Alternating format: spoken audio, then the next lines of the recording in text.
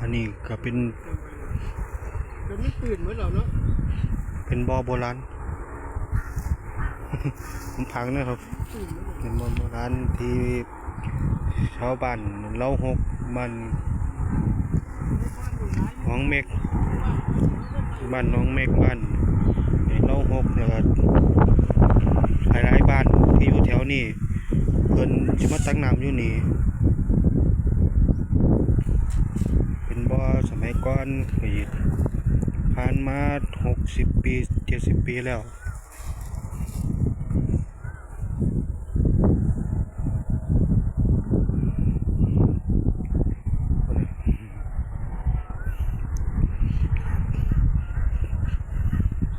พระเนนพระแล้วมันมองหนา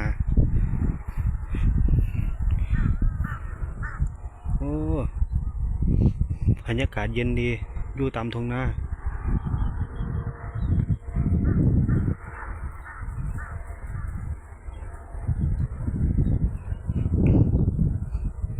แดนหอดเบาของตามเพิ่นพามา